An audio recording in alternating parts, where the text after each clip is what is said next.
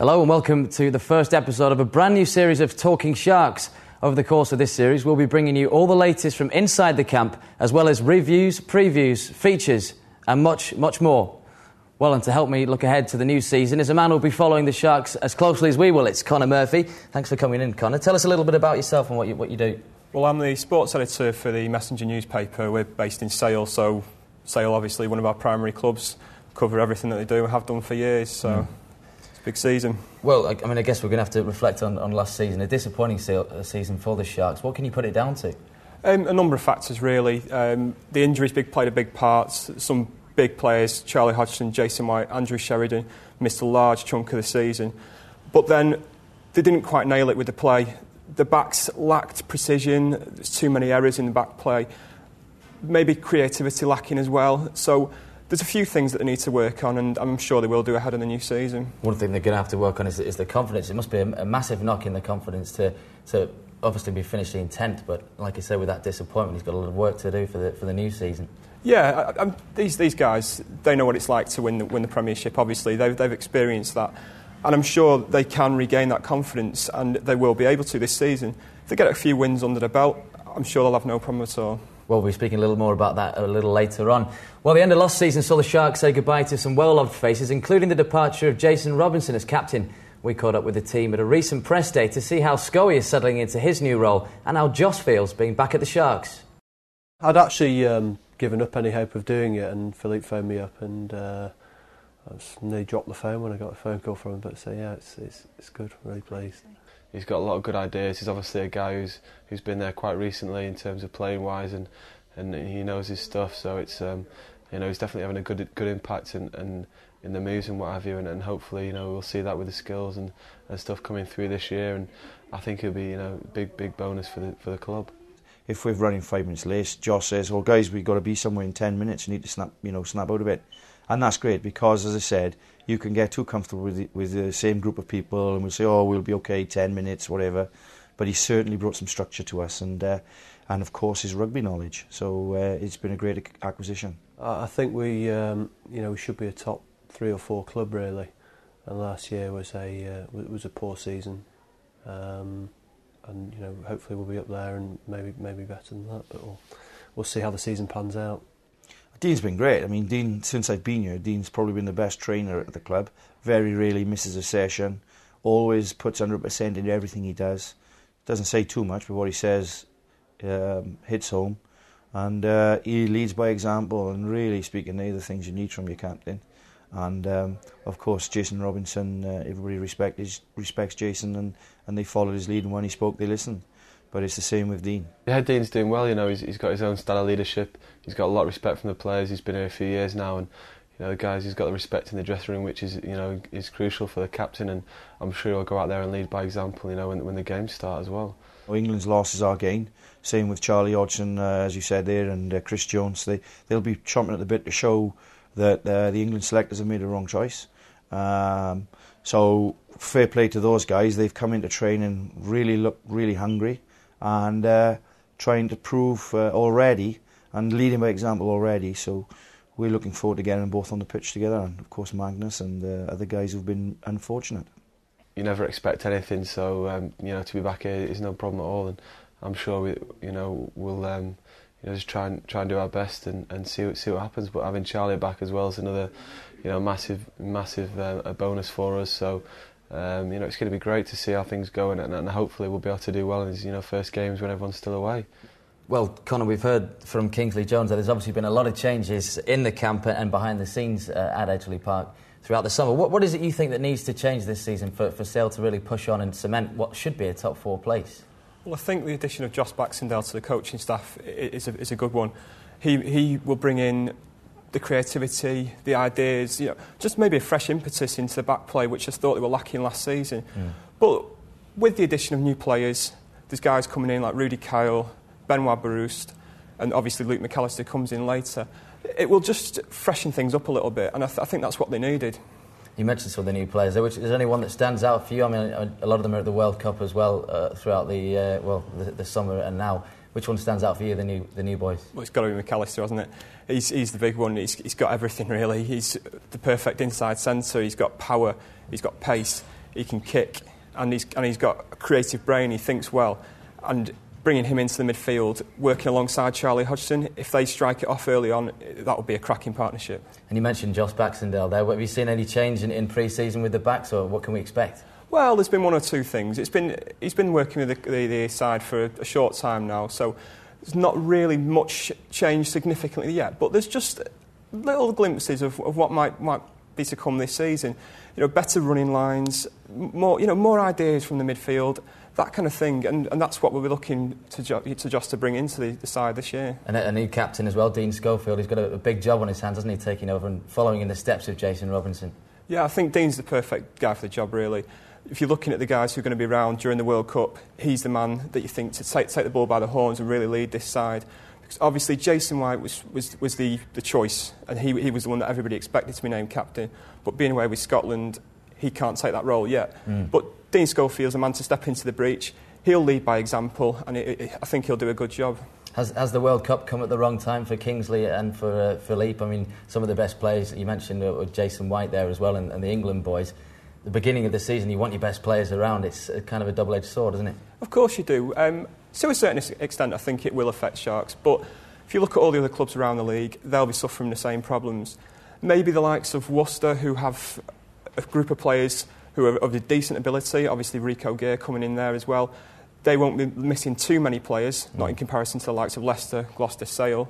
But overall, I think Sale will do okay. They've got a strong enough squad to do it.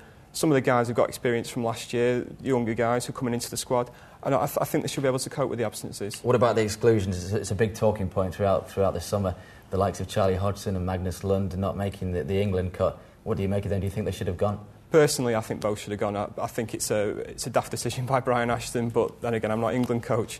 Magnus Lund is one of the most promising open sides in rugby at the moment, and maybe not just in English rugby, but in world rugby.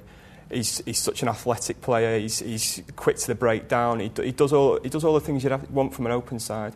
And Charlie, you don't really need to say much about Charlie. It's plain to see. And I think with Johnny Wilkinson's continuing injury problems, maybe it was a bit short-sighted from Brian Ashton to leave him out. Well, thanks a lot. That's all we have time for this half. But join me after the break when we'll be taking a look at some of the local rugby that's been played over the past few weeks.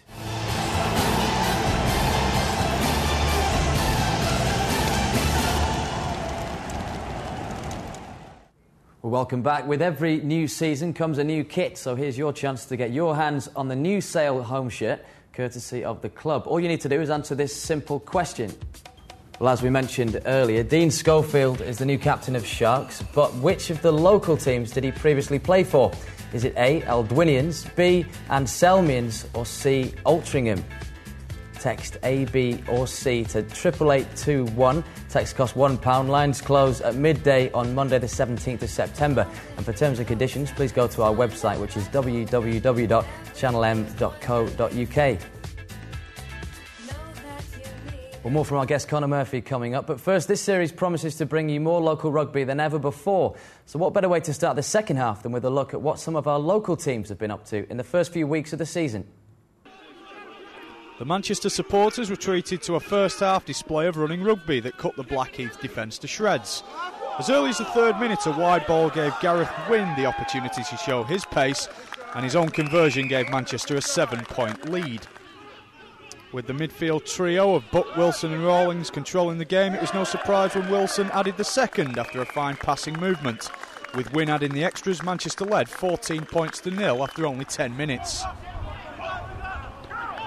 On rare excursions to the Manchester half, Blackheath pulled 3 points back, but the try of the day on the 19th minute came from captain James Bramall, with a superb offloads from backs and forwards after a jinking run from Rawlings gave Manchester a 21-3 lead. At this point, the game looked to be over for Blackheath, and when Colbeck added the fourth try and Wynne converted on the 35th minute, the lead of 28 points to 3 looked an unassailable one. The second half began with Blackheath exerting more pressure, and when Natera and Asmay joined the fray on the 50th minute, they combined with Manchester losing influential Seb Moss to an ankle injury, the tide began to turn. Tries from the Blackheath forwards on the 55th and 60th minute suddenly turned the game on its head, and Manchester led by only 6 points with 20 minutes to go. The pace of the game began to take its toll, and a strong Blackheath pack mounted a number of drives to threaten the Manchester line. Blackheath continued to exert pressure, and they were rewarded in the 80th minute when Simpson crossed wide out to take the score within 1 point and the conversion to come. Thankfully for Manchester, the kick was missed by half-back Neil. And thankfully for the Manchester supporters, they could breathe a sigh of relief. Final score was Manchester 28, Blackheath 27. Coventry had an early opportunity to take the lead, but skipper Ben Russell missed with the boot. However, not long after, the Tigers spilled the ball deep in the Coventry territory, and Donovan Sanders needed no invitation to scoop it up and sprint 70 metres to post the first points of the game. The Tigers then began to get into penalty trouble with referee Nick Williams, and when a Coventry drive to the line was pulled down by the home side, he had no hesitation in running towards the post and signifying a penalty try. Another simple conversion for Russell to double the visitors' lead of 14 points to nil inside the first 10 minutes.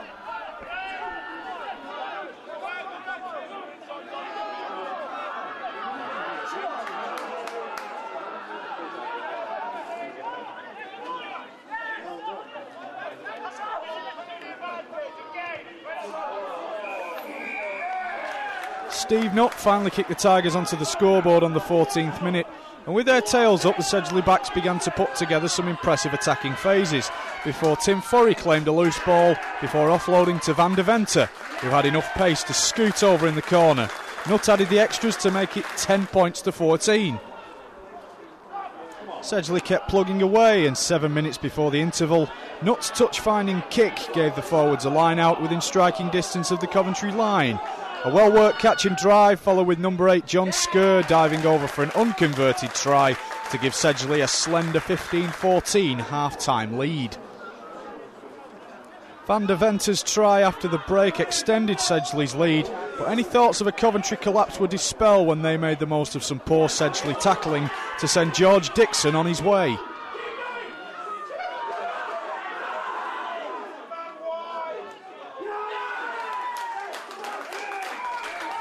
With 10 minutes to go, Sedgley introduced flanker Juan Crow, and one of his powerful downfield drives was rounded off by winger Chris Hall, who bagged Sedgley's fourth try to claim the bonus point and make it 25 points to 21 to the home side.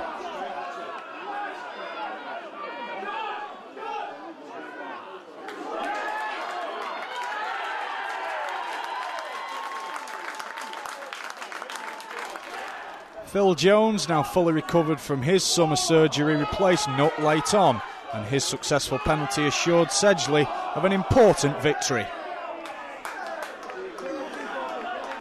A successful return for the former rugby league player, and Sedgley took the victory to boot. Final score at Sedgley Park, Sedgley 28, Coventry 21. And the Jets close to that Titans line. That's a good drive, setting up the ruck with very good positioning. Titans defence holding firm at the moment though. As a drive, O'Donnell, can he get over the line? It looks as though the ball's down, and it is. The referee gives the try. Jets off early on. Now then the risky bounce. It's very well picked up though. And the counter-attack is launched by the Jets. Kick has found his man amazingly, but that's a misplaced pass. Claessens might be onto this. He's got open field to run in. The referee looks as though he's going to be happy with it. Suspicions of a knock-on, but Claessens, the Titans fullback, goes over. Oh, another kick charge down, and there might be a chance here for the Titans to break again. It's Lawson. Can he get the bounce? He certainly does. Nice step on the inside, and the Titans score again. So, second half action. That's a good break. Nice pass, chance for Leck, he's in.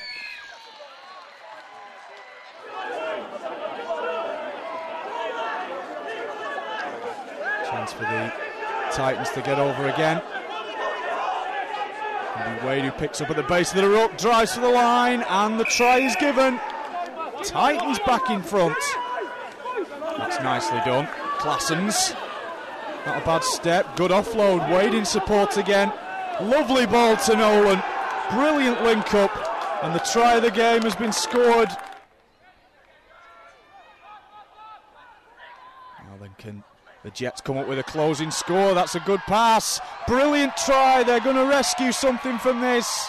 It's a great try for Parrott, right underneath the posts. Well, we've seen a bit from Sedgley and from Manchester there as well. But the Jets, let's start with the Jets, talk about them. Is there any up-and-coming players this season? I know last season, certainly the likes of Rhys Jones and David Tate as well, really pushing for that first-team place. Who have you got your eye on? Well, I think they're the guys you're going to see again in the first team. They established themselves somewhat last year, and they're going to push on this year. Rhys Jones has got a massive boot on him, and he looks like a good prospect at both fly-half and full-back. Obviously David Tate, as you mentioned there, Sean Cox. These players have all got to step up now and really prove that they're worth their place in the first team. I think there's a number of young lads who are coming through the system. Sale have always had a strong academy system, and we saw last week in the inter-squad game that some of these lads now are ready to maybe not quite make the step into the first team, but if they prove themselves in the Jets this year, they may have that chance in the years to come. Looking at some more local teams, Sedgley as well. They've had two Jets players playing for them over the weekend. They've got the win as well. What do you think? What can you see them doing this season? Well, I think it's probably consolidation. They avoided relegation last time round, and they've benefited greatly from the link up with Sharks. They've got Glenn Townsend down there and Martin Halsall as well. And these are more guys who are looking to push their way into first team contention at Sharks. Martin Halsall particularly has been around the first team set up for a while now, so maybe if he keeps on putting in the decent performances for Sedgley, gets himself into the first team contention, maybe he'll get his chance in the Premiership. But yeah, I think Sedgley will be okay. They'll be able to consolidate, and they'll do all right this year. Yeah. And what about Manchester? Are we looking out for anyone in particular there? Well, Manchester, they fall outside my area, so maybe it's not my area of expertise. But they've in past years they've looked okay. They've not been able to make that step into promotion contention. And last year, after a decent start, they maybe dropped off slightly. I think it's going to be tough to compete in that division, but and again, they'll be okay. They'll probably higher mid-table. Thanks a lot, Conor. More to come from Conor later on. Well, this series promises to bring you even more local rugby, but are you stuck as to which team to keep your eye on? We caught up with Colin Griffith to find out this weekend's games you simply shouldn't miss.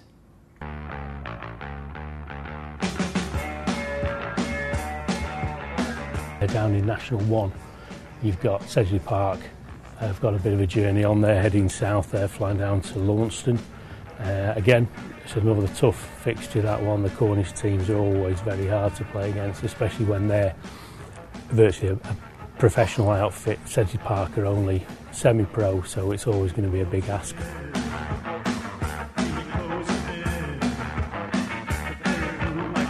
The real clash for the weekend, I think, is going to be Manchester-Waterloo. It's a real sort of Manchester-Liverpool battle, and it's always entertaining when those two get together. There's always a little bit of spice in there as well. Waterloo relegated last season from National 1, lost a few players, they've had to rebuild. Manchester have kept roughly the same squad, so they could well. They got off to a good start their first game this season against Blackheath, who are tipped to be a top 4 side. Manchester beat them by a point, and they've since had a weekend off, so it's all looking good for Manchester this season.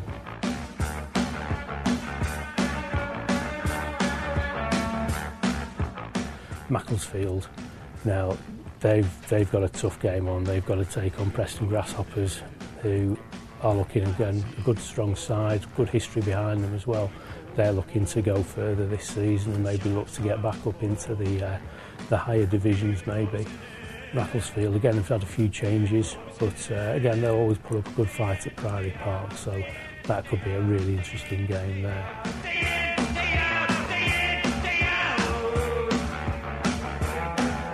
If you drop down from the National Leagues, then you go into North 1. We've got Altrincham, the local side. They're going to take on Westoe from the North East. Again, another tough challenge, but Altrincham a good physical side, and they'll give as good as they get against anybody. Well, and each week, Colm will be giving us his view on the weekend's best local match to go to. As you know, this weekend sees the start of the Guinness Premiership, and a win for Sharks would definitely be the start of a much stronger campaign. We caught up with the captains at a launch last week. Well, we're trying not to base too much on last year. We had a tough year last year, so we prepared pretty hard this pre-season. We've we've worked hard with Mike coming in and the new signings that we've got, and we're looking forward to it. We're pretty excited about what we can produce this year. For Quins, I mean, it's an important season. We did well last year in finishing 7th, which got us into Europe. This year is just gathering momentum on that and achieving a bit more. Yeah, obviously for us it was a year in National 1, and then working towards playing the Premiership. So this season really is all about the excitement of having made it, but then the challenge ahead of playing in the best club competition in the world. Yeah, it's going to be a tough challenge for Leicester. I mean, to improve on their performances from last year, it mean doing the treble, which hasn't been done before, and they were close this year. I mean, I think as a club, they have to try and improve performances rather than results to keep improving as a club, because it was a successful year last year, and when you look at that year, the only way to improve would be to win the European Cup on top of everything else. Yeah, massive expectations this year. We've got a full fit squad this year. Obviously things didn't go our way last year. We finished 10th, which we're unacceptable really, but we've got a full fit squad and we're raring to go. It's been it's a fresh start for us. We've had a good pre-season, and we're looking to make amends really for last year. Well, we'll start with that opening game up at Newcastle. Sale have never won at Newcastle, and it's a tough place to go at the best of times. Yeah, they've become a bit of a bogey team for Sale. It's I don't know what's happened over the years. They just haven't ever seemed to got it right. Last year was a case in point. It was a bad defeat, and it came at a bad time for Sale. But I think this year they've got a better chance. That they've got players like Charlie Hodgson, Richard Wigglesworth running the backs. They've got the forwards like Macclesfield, Dean Schofield, Rhys Jones, who are all better after touring with England. It's a better chance than ever for them to get a win at Newcastle. Johnny Wilkinson, of course, is at the World Cup in France. There's a few others there as well. Who are the danger men to watch out, the ones that are going to be playing on Sunday? Well, yeah, Johnny Wilkinson's gone, obviously. Jamie Noon, the same, Matthew Tate, Carl Heyman, and big new signing, which leaves them weakened. But they've got Toby Flood at fly half, and they've got a good set of players there who can cause an upset. Phil Dowson's a good leader up front. It will be a difficult game for Sharks. They've got some canny heads in there, Newcastle. Just finally, Conor, your prediction? I'm going to put my neck on the line and say they're going to break the hoodoo. Sale win. Well, thanks a lot for coming in, Conor. That's all we have time for this week. Good luck to the Sharks this weekend as they aim to get the Premiership off to a flying start. See you then.